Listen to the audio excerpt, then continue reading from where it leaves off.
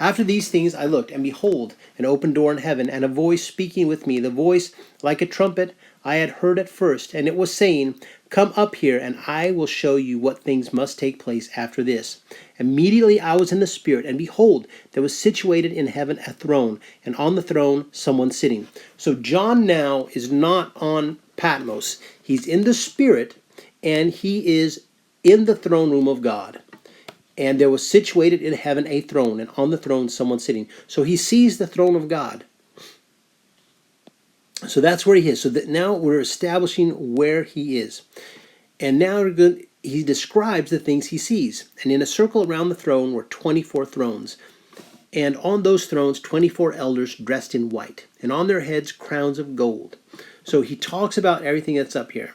And in between the throne and the circle and around the throne are 4 living beings. These 4 living beings are actually very important in Revelation. And the church, you don't often hear a lot of emphasis about these people. But where they are, that they remain in heaven, this is important in understanding and establishing without question when the rapture, when the taking up occurs. 4 living beings full of eyes, front and back. And the first being is like a lion, and the second an ox, and the third has a human face, and the fourth being is like an eagle in flight. And the 4 beings, every one of them, has 6 wings each, which are covered completely around with eyes, even inward. And they take no rest day or night, continually saying, Holy, holy, holy is the Lord God Almighty, and who was, and who is to come. And whenever the beings give glory and honor and thanks to the one sitting on the throne, to him who lives forever and ever, the 24 elders will fall down before him. So this is what's going on. You have these 24 thrones with 24 worshippers, and there are these 4 beings, and these are all in the presence of the throne of God in heaven. And that's where John is standing. So we need to establish the scene here. So who is worthy to open the scroll? And I saw upon the right hand of the one sitting on the throne a scroll, written on inside and back, sealed up with 7 seals. So somebody has written on this thing, and it's sealed with 7 seals. And I saw a powerful angel heralding in a loud voice, Who is worthy to open the scroll and to break the seals of it? And no one was able, not in heaven, nor on the earth, nor under the earth, to open the scroll, or even to look at it. And I was weeping greatly, and no one worthy was found to open the scroll, or even to look at it. Then one of the elders is saying to me, Do not weep. Look, the Lion of the tribe of Judah, the Root of David, he has overcome, so as to open the scroll and the 7 seals of it. So he's saying no one is worthy. There's only one person worthy to open this scroll and to break the 7 seals. And that is the Lion of the tribe of Judah. That is Jesus. So we're going to see that who is going to be opening the 7 seals, and we're going to establish where he is, so that we're going to understand that Jesus is in heaven while these 7 seals are all broken. And it's going to clearly establish that the believers then, since the believers are not taken up until Jesus returns, that means that the believers are on the earth, and there are going to be many other ways that we are going to see that the believers remain on the earth, but Jesus is going to be in heaven breaking the seals.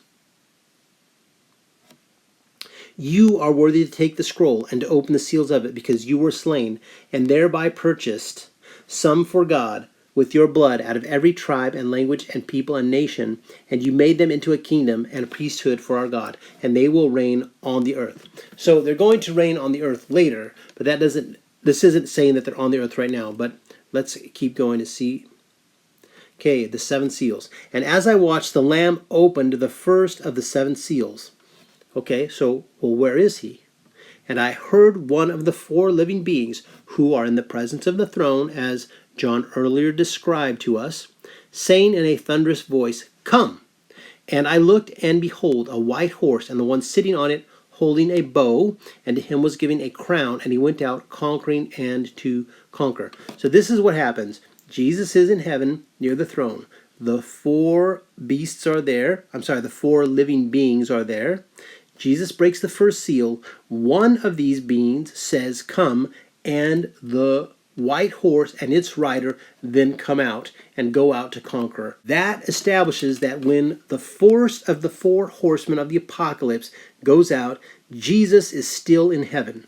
He has not come to the earth. There's been no rapture, and the believers are still on the earth, which means that at a bare minimum, the beginning of the tribulation period, when the really terrible things are coming down to the earth, the believers are going to be down there. And the Lamb opened the second seal. I heard the voice of the second being. So again, he's still where the beings are, and the beings are not on the earth. They're near the throne of God.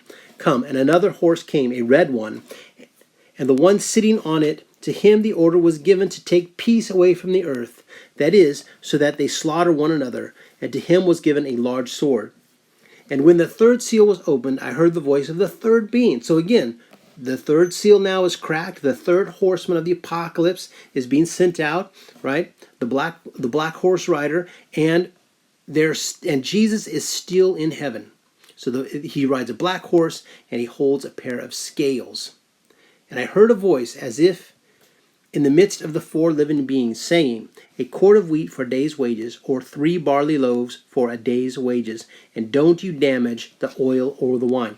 So this is interesting. This is the first time we see that they're told what to damage. So it seems like they're going to damage the economy of the food market. But they're also told, don't damage the oil, don't damage the wine. So those particular crops won't be harmed. And when the fourth seal was opened, I heard the voice of the fourth being saying, come. And I looked, and behold, a pale green horse, and the one who is sitting on it, his name is Death, and Hades is trailing after him, and authority is given them over 1/4 of the earth, to kill them with war and famine and death, and by the wild animals of the earth. To me, this is unclear. Are they going to kill exactly all of that 1/4, or in that 1/4 of the earth will there be these things: war, famine, and death, and wild animals of the earth?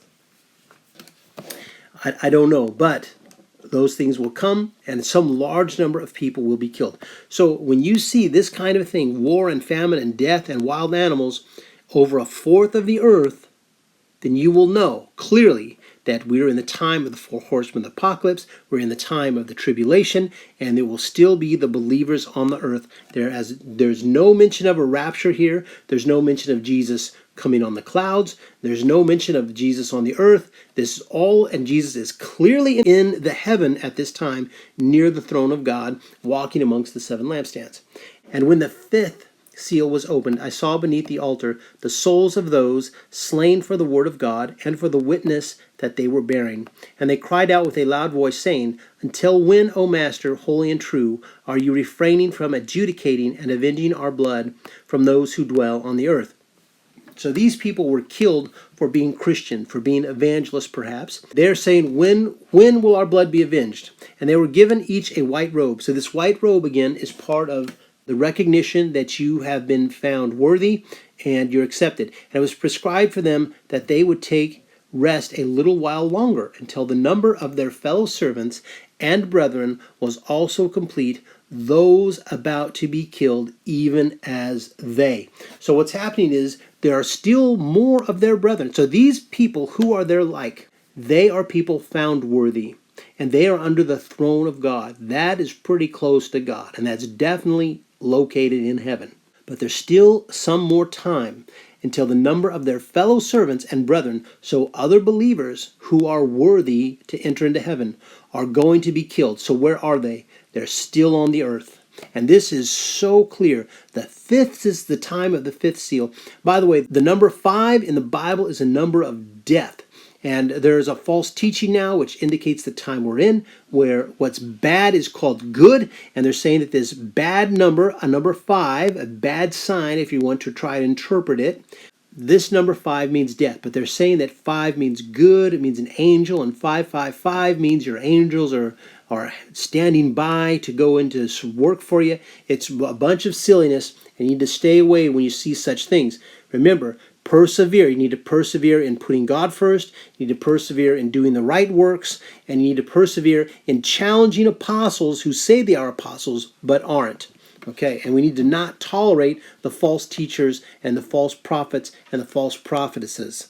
Okay, now the sixth seal is broke, and I watched as he opened the sixth seal, and a mighty earthquake took place, and the sun became black like animal hair sackcloth, and the full moon became like blood, and the stars of heaven fell to the earth. Wow, Jesus is still in heaven, and these mighty things are happening. Listen, when you see this thing, and you still think that there's some kind of a pre-tribulation rapture, and you see this stuff, understand, you didn't miss the rapture. It was never supposed to happen before this. You're just still alive, so well done for that.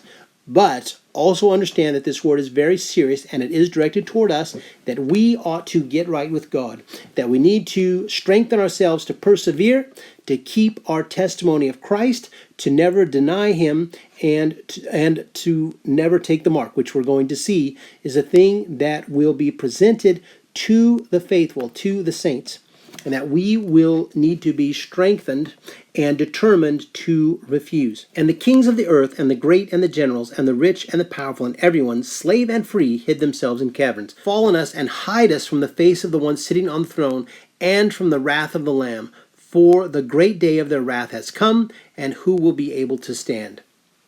Now, this is where the 144,000 are sealed. Now, these 144,000, they are 12,000 from each of the 12 tribes. But listen, this is a very interesting verse in here. It says, "Do not harm the earth or the sea or the trees until we have sealed the servants of our God on their foreheads." So at this point, okay, so let me go back up. Yeah, the sixth seal here has been opened. And now we're down here, and he's saying that the people of God have not yet been sealed on their foreheads. This hasn't happened yet. So 6 of the seals have clearly been broken. Jesus is clearly in heaven. And here we're told that the people of God have not yet been sealed. And those people who are sealed, those are the ones who go up into the clouds. So here is an unequivocally and undeniable verse telling us that we have to be sealed first before we go up, and we're still on the earth after 6 of the seals have been broken.